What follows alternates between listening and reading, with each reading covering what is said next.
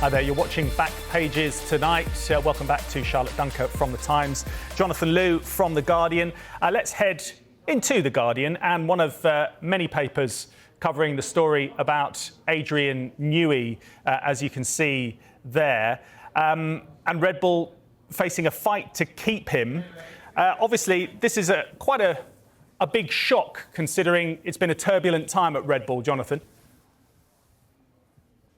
Yeah, a big shock. And you know, I think the way that Adrian Newey is spoken of within the sport of F1, I mean, I'm not a technical expert, I'm not an expert in kind of the aerodynamic stuff that he is, obviously, but the way that people talk about it, the way that people say that he sees airflow in a way that, you know, you normally need a wind tunnel to pick up. The way that, for example, when they changed the rules in the 2022 season, you know, he was the only designer who basically foresaw this kind of the porpoising, the basically the bouncing up and down that basically tripped up all the other teams that season. But Newey kind of saw it coming because he had worked with the same cars in the 80s and 90s, and he kind of foresaw that problem. This is the kind of the brain that we're talking about, and he's an old school. He's an old school engineer. He's got, you know, huge respect for the traditions of F1 and the lineage of it, and he likes to.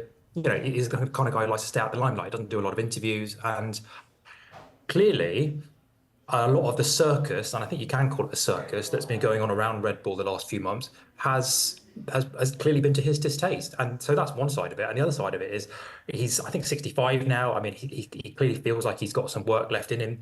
And if you are kind of steeped in the lineage of F1 and motorsport as he is, what is the one last big challenge that you want in your career to put on your CV? It's probably Ferrari. So that's why I think, you know, the two parts of this story seem to make sense. I think, you know, we're waiting for further developments, but I think it's a real indictment of Red Bull and how they've allowed this Horner controversy to really engulf them, that they are losing perhaps one of the generational talents in the sport. Yeah, and he's been there for, 18 years now, 13 world titles. It is going to be a big miss as and when he leaves, as we understand it. Let's head into the Mail, because they obviously reference what you mentioned there, Jonathan, about Ferrari. Red Bull in chaos as Newey leaves to join Lewis. Obviously, Lewis Hamilton leaving and heading to Ferrari as well. Charlotte, I suppose the ultimate aim for them now, if it all goes to plan, is to deconstruct Red Bull and dominate with Ferrari.